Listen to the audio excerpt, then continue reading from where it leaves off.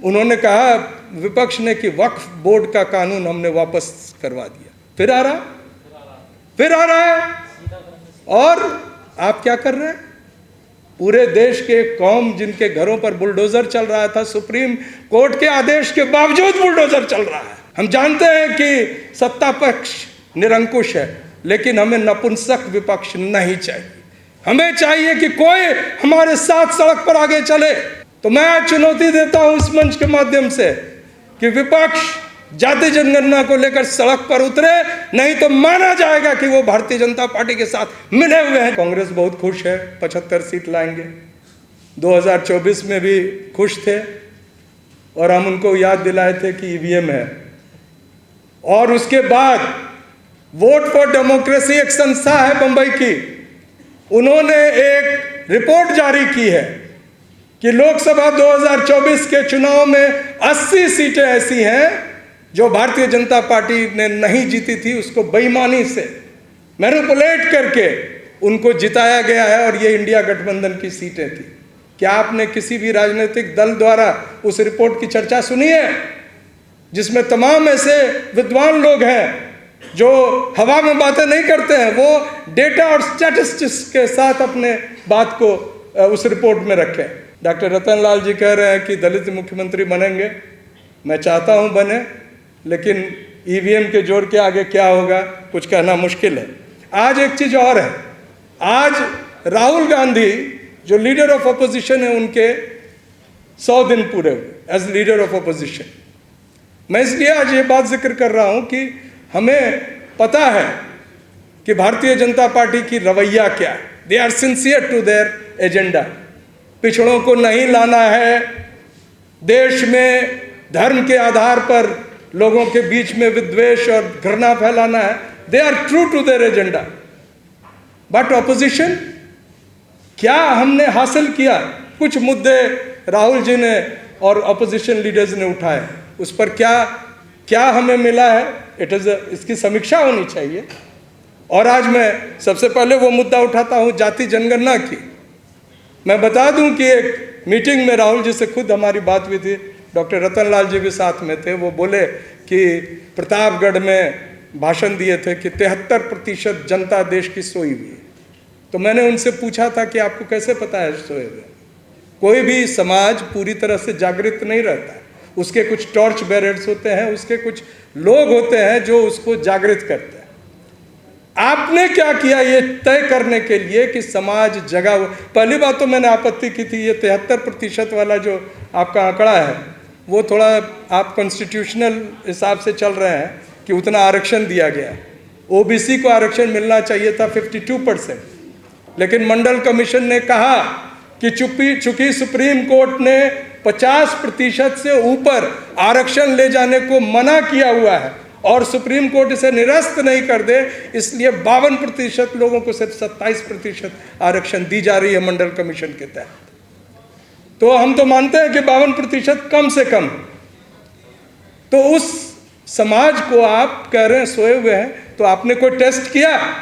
आपने कहा कि जाति जनगणना नहीं हुई है तो मैं कुछ नहीं कर सकता हूं, तो एक दिन उपवास रखूंगा, भूख हड़ताल करूंगा। क्या आपने कहा कि 2 किलोमीटर में चलूंगा और पूरे देश को चुनौती दिया कि मेरे साथ जो लोग इस हक में हैं कि जाति जनगणना की जाए, अपने अपने घरों से निकलकर एक प्ले कार्ड लेकर, और नहीं भी हो, अकेले हो तो भी चलो, आप देखेंगे पूरा देश सड़कों पे आ जाएगा। लेकिन आपने टेस्ट नहीं किया, आप सड़क से भाग रहे हैं। आपने न्याय यात्रा तो निकाली, लेकिन न्याय दिलाने के लिए कोई यात्रा नहीं निकाली, कोई आंदोलन नहीं किया।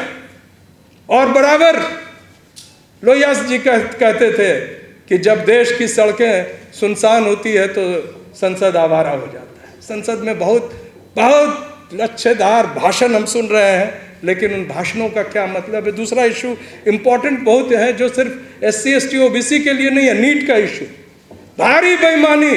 और इस पूरे बेईमानी का जो सबसे बड़ा किंगस्पिन देश का शिक्षा मंत्री, क्या आपने उसके रेजिग्नेशन की डिमांड की? एक भी पॉलिटिकल पार्टी ने कहा कि देश के शिक्षा मंत्री को इस्तीफा देना चाहिए? सिर्फ SC ST OBC के बच्चे नहीं ठगे गए, उनके साथ सिर्फ नहीं बेईमानी हुई, पूरे देश के उन मेधावी छात्रों के जिनके माता पिता भूखे रहकर उनको ट्यूशन दिलाकर, कोचिंग दिलाकर, कोटा में पढ़ाकर उनको तैयार कर रहे थे डॉक्टर बनने के लिए, उनके साथ छल किया गया, ठगी की गई, कपट किया गया, बेईमानी की गई। आपने कुछ नहीं कहा। The issue is dead.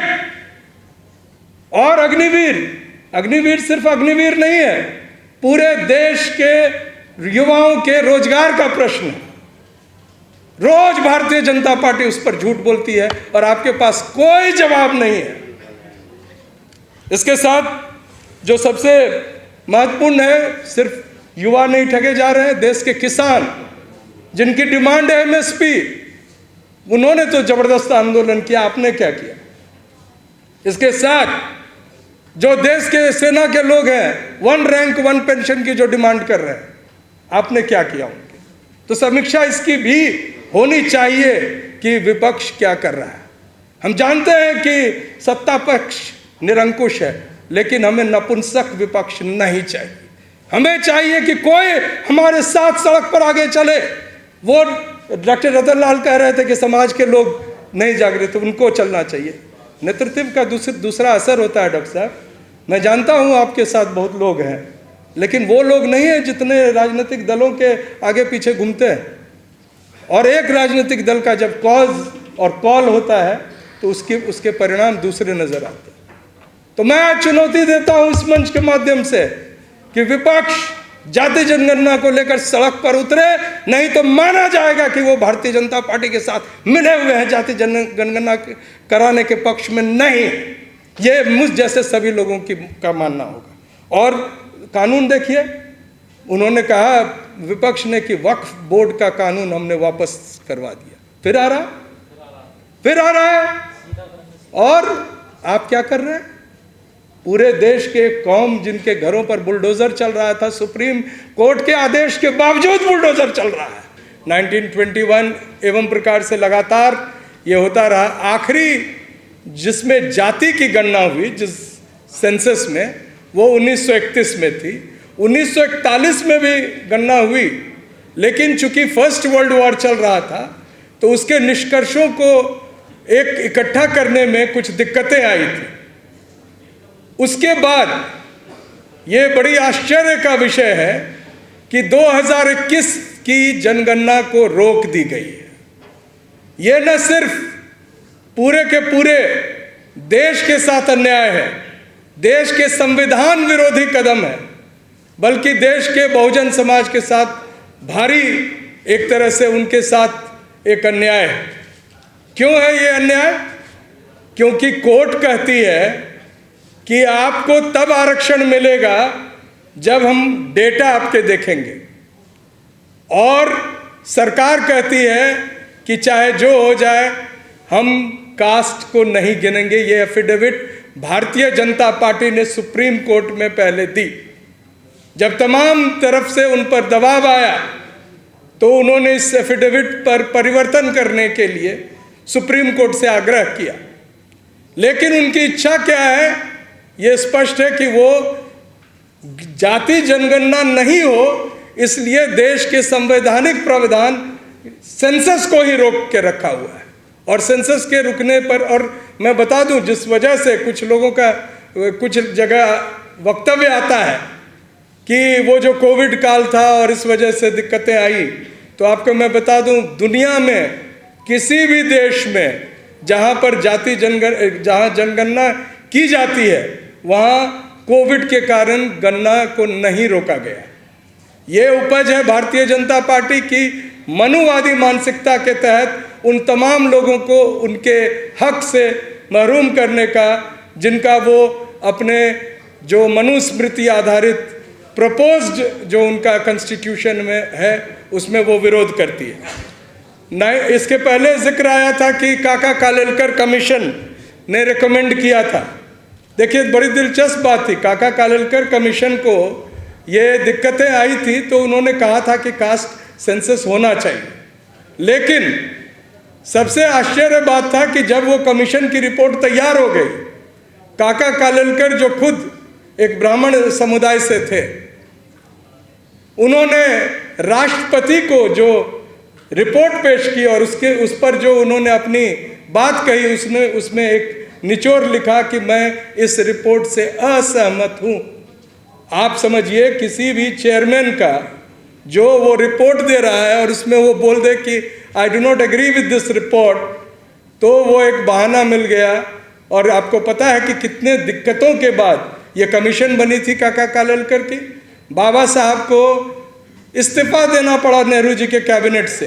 3 कार्य, वो अपने जो रेजिग्नेशन लेटर है उसमें उन्होंने जिक्र किया है हिंदू कोड बिल के अलावे जो प्रमुख कारण था जिसके लिए वो उन्हें ऐतराज था, वो ये था कि देश के बहुसंख्यक पिछड़े समाज के लोगों के उत्थान के लिए संवैधानिक प्रावधान जो था एक कमीशन का बनाना, वो पंडित जवाहरलाल नेहरू की सरकार नहीं कर रही थी और इसी वजह से बाबा साहब ने इस्तीफा दिया था। उसके बाद मंडल कमीशन की रिपोर्ट आई और 1931 को बेस बनाया गया। बहुत जो लोग हमारे कई साथी, डॉक्टर रतनलाल भी बैठे हैं, संदीप जी को भी याद होगा, प्रसेनजीत हैं यहाँ, कि किस तरह से 1990 में जब मंडल कमीशन लागू हुआ तो लगा कि जैसे कि देश के हक को छीनकर पाकिस्तान को दे दिया गया। एक आग लग गई थी पूरे दिल्ली विश्वविद्यालय सहित पूरे जगत और ये कहा गया जैसे बहुत घनघोर अन्याय हो गया। और उसमें एक प्रमुख आरोप था कमीशन का कि they have gone back on a data which is so old, 1931।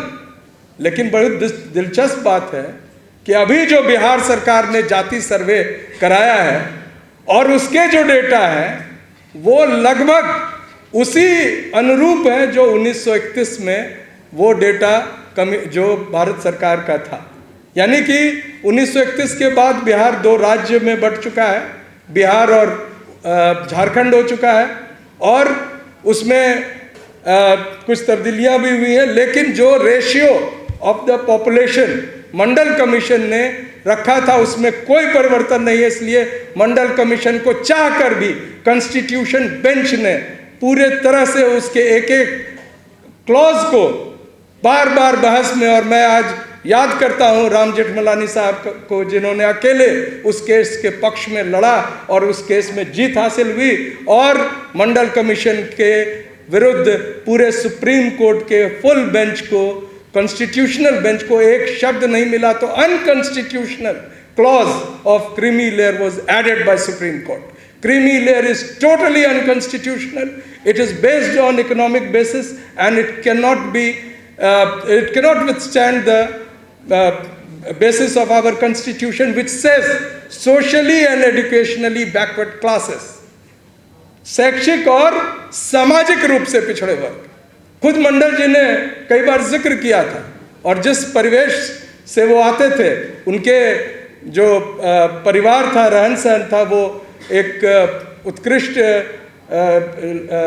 मैं समझता हूँ स्तर पर था। लेकिन जब वो मुख्यमंत्री बने बिहार के, और बिहार में एक जगह है बरौनी जहाँ पर ऑयल रिफाइनरी थी और किसी कारणवश तेल का रिसाव हो गया गंगा में और उसमें आग लग गई और वो न्यूज़ आया पटना में विधानसभा में एक सवर्ण पूर्व मुख्यमंत्री, ब्राह्मण पूर्व मुख्यमंत्री ने कहा कि जब शूद्र मुख्यमंत्री बनेगा तो यही होगा, गंगा में आग लगेगी। ये अलग बात थी कि वो जिस आर्थिक स्थिति के थे वैसे वैसे मैनेजर उनके पास थे, लेकिन यहाँ बात ईडब्ल्यूएस की फिर आ गई और एक दूसरा अनकॉन्स्टिट्यूशनल स्टेप लिया गया ईडब्ल्यूएस को इस देश में लागू करके। और आज स्थिति है कि ओबीसी की तमाम सीटें उसको गैर कानूनी तरीके से, असंवैधानिक तरीके से ईडब्ल्यूएस जो 2 साल पहले लगी है उसके बैकलॉग कह के परिवर्तन किया जा रहा है। ये ओबीसी को हर एक स्टेप पर इस तरह से उनको जलील किया जा रहा है, लेकिन हमारे नेता और हमारे लोग उस पर किसी तरह का जो एक आक्रोश दिखना चाहिए था वो नहीं दिख रहा है। दिखता है सामाजिक मंचों पर जो हम जैसे लोग बोलते हैं, लेकिन सबसे बड़ी बात है कि 2011 में पार्लियामेंट का यूनानिमस रेजोल्यूशन था कि देश में सेंसस के साथ जाति को गिना जाए। कांग्रेस की सरकार थी और उस समय पार्लियामेंट में बहुत ही बखूबी आदरणीय मुलायम सिंह जी जो आज नहीं हैं, शरद यादव जी, लालू प्रसाद जी ने इसको बड़ी जोरदार तरीके से रखा और वो रेजोल्यूशन पास हुआ। लेकिन जो इम्प्लीमेंट करना था उसको किसको करना था? पी चिदम्बरम साहब, प्रणब मुखर्जी, और उन्होंने इसको मोड़ दे दिया। उन्होंने कहा कि census commissioner will not do it, there will be the ministry of rural development and urban affairs एक एनजीओ को लाकर करेंगे और 5,000 करोड़ आवंटित किए गए। 5,000 करोड़ के खर्च के बाद भी जब ये पूरे डेटा भारतीय जनता पार्टी सरकार के पास आ चुकी है तो उस पर भी वो मौन साधे हुए हैं। उस सर्वे की भी जानकारी और उसमें जातिगत जो स्थिति है वो नहीं दे रहे। होम मिनिस्टर जाके बिहार में कहते हैं कि यहाँ जो जाति सर्वे हुआ है इसमें एक जाति का रेशियो कुछ बढ़ा के दिया गया। तो आपके पास तो सेंसस है, क्यों नहीं कर रहे हैं आप? देश को किस तरह से गुमराह किया जा रहा है, और यह सिर्फ इसलिए कि जो देश के पिछड़े वर्ग का हक है वो हक उनको नहीं मिले।